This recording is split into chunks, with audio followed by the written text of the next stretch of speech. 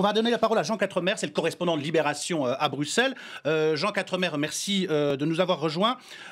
Question simple, le chef de l'État a rappelé l'objectif du gouvernement de démantèlement de la jungle et en appelle au soutien du Royaume-Uni. Il demande aux Britanniques de prendre leur part.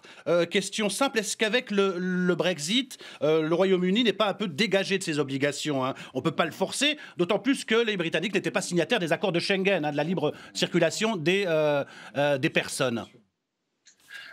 Le Brexit ne change strictement rien à la situation de la Grande-Bretagne vis-à-vis de la France et de l'Union européenne. Tout simplement, effectivement, comme vous le rappelez, la Grande-Bretagne n'est pas membre des accords de Schengen. Autrement dit, la frontière française et la frontière, c'est une frontière externe de l'espace Schengen. Ce qui est assez étonnant, et tout à l'heure le président de France Terre d'Asile le rappelait, c'est que Nicolas Sarkozy en 2003 a accepté d'externaliser la frontière extérieure de la Grande-Bretagne en France. Est-ce que ça, le Brexit, va changer quelque chose? Non. C'est-à-dire que c'est la dénonciation des accords du Touquet qui permettront de rétablir la situation normale. C'est-à-dire que des gens qui veulent se rendre normalement en Grande-Bretagne doivent pouvoir s'y rendre. Alors, mais c'est très compliqué parce qu'en même temps, il y a la question du premier pays d'accueil pour notamment les demandeurs d'asile. C'est-à-dire qu'il faut pouvoir renvoyer les migrants ou les réfugiés ou les demandeurs d'asile dans le pays par lequel ils sont entrés. C'est l'application du règlement de Dublin. Et la vraie difficulté de cela, parce que quand on entend le Front National, on a l'impression qu'ils ont la baguette magique qui va leur permettre de régler tous les problèmes du jour au lendemain. C'est-à-dire, reconduire des gens, ça paraît simple une fois quand on le dit. Le problème, c'est qu'il faut trouver le pays dont ils proviennent. Il faut être certain qu'ils aient des passeports pour pouvoir les renvoyer dans leur pays d'origine. La plupart du temps, on ne sait pas par où ils sont entrés. Donc, le premier pays d'entrée, il faut pouvoir le déterminer. Donc, souvent, les Grecs disent « Oh ben, ils ne sont pas passés par la Grèce », les Italiens « Oh ben, ils ne sont pas passés par l'Italie », et les Espagnols « Ben, ils ne sont pas passés par chez nous ». Donc, il faut l'établir. Donc, renvoyer quelqu'un, mais où? Ou alors dans son pays d'origine. Souvent, ils n'ont pas de passeport, et deux, même quand ils ont un passeport, le pays d'origine ne veut pas les reprendre. Alors la question c'est, est-ce que par exemple pour un Pakistanais, est-ce qu'on va le renvoyer de force au Pakistan? Oui, qu'est-ce qui se passe si les Pakistanais le refusent? On va déclarer la guerre au Pakistan. Donc les mesures qui paraissent d'une simplicité extrême, vues du point de vue, je dirais, extrêmement simpliste de certains, en réalité, en pratique, on n'a pas de solution. Et c'est pas pour rien d'ailleurs que les Britanniques, ils ont tenté de nous redonner le bébé avec ces fameux accords du Touquet. Et ce qui est étonnant dans les accords du Touquet, c'est que la France, et notamment Nicolas Sarkozy, qui aujourd'hui les dénonce, les ait signés. Parce que, évidemment, c'est un problème britannique, ça n'est pas un problème français. Dernier point simplement, c'est quand on voit que la France, la difficulté qu'elle a aujourd'hui à gérer 7000 personnes dans un camp, il faut penser à ce qui se passe aujourd'hui en Grèce, où ils sont confrontés à un afflux massif.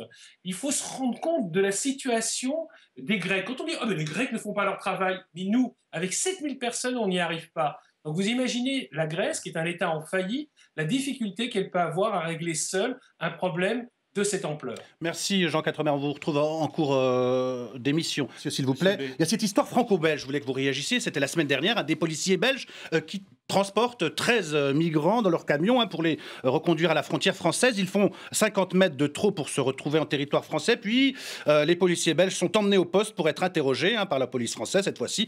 Au-delà de ce qui pourrait faire sourire, l'incident pose la question centrale du devenir des migrants. Jean Quatremer est avec nous. Cette affaire, est-ce qu'elle illustre pas la nouvelle devise de l'Union européenne? Égoïsme sans frontières, dès qu'on parle de l'accueil des migrants. Non, parce que normalement, enfin, je veux dire que le Schengen, contrairement à ce qu'on croit, et ce que veut faire croire un certain nombre de gens, c'est pas l'absence de frontières. Ça veut dire que la frontière, avant, c'était une simple ligne administrative, et maintenant, la frontière, c'est quelque chose qui s'étend quasiment sur l'ensemble du territoire. Donc, c'est une coopération entre les polices européennes, entre la police française et la police belge. Il y a des patrouilles communes, il y a des patrouilles en profondeur où on arrête effectivement les clandestins ou les étrangers sans papier qui ne devraient pas se trouver sur notre territoire. Donc Schengen, c'est exactement l'inverse de ce qu'on croit. C'est au contraire des frontières qui fonctionnent à l'intérieur de l'Union européenne. Là, cette affaire, elle est très picrocolline, si vous voulez. D'abord, ça montre que le retour des frontières que certains réclament, c'est juste pas possible. C'est des gens qui n'ont jamais été se promener, par exemple, sur la frontière franco-belge. Parce qu'effectivement, la frontière franco-belge, vous savez pas où elle passe. Et c'est pas nouveau, ça date pas de Schengen, parce que ça passe parfois au milieu des maisons, ça passe parfois au milieu des jardins. Vous ne savez pas à quel moment précisément vous franchissez la frontière, c'est au milieu des champs. Bon, donc là, l'histoire est assez amusante.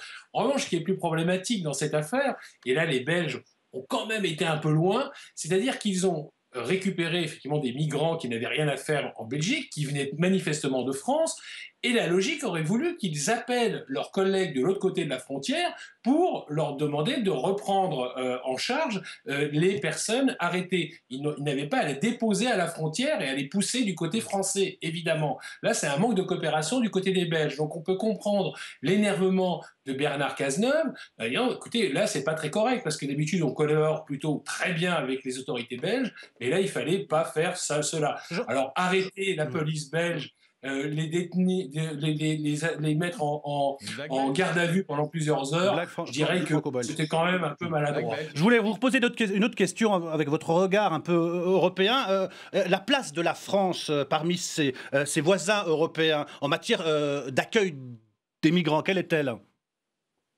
Écoutez, tout à l'heure, j'entendais dire qu'on était envahi par une vague migratoire.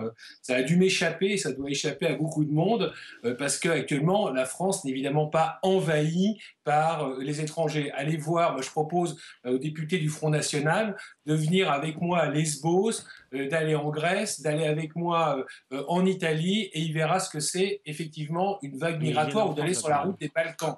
Et là, il le verra en réel, c'est tout à fait autre chose.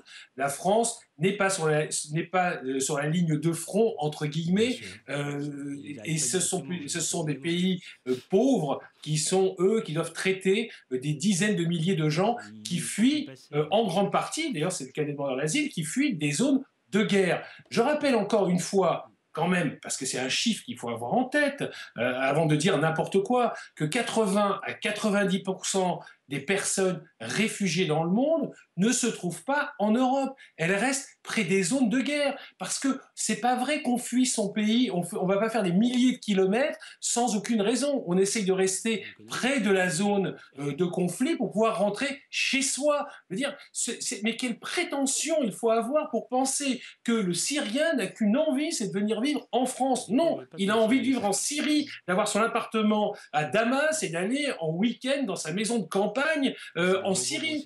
C'est ça son rêve. Il faut quand même arrêter ces délires. Et s'ils viennent chez nous, c'est parce qu'ils n'ont souvent pas le choix. Ça, je parle encore une fois des demandeurs d'asile qui représentent à peu près entre 50 et peut-être 60% des gens qui arrivaient jusqu'à le moment où on a passé cet accord avec Merci Jean Quatremer. On vous retrouve en fin d'émission pour conclure. Donc,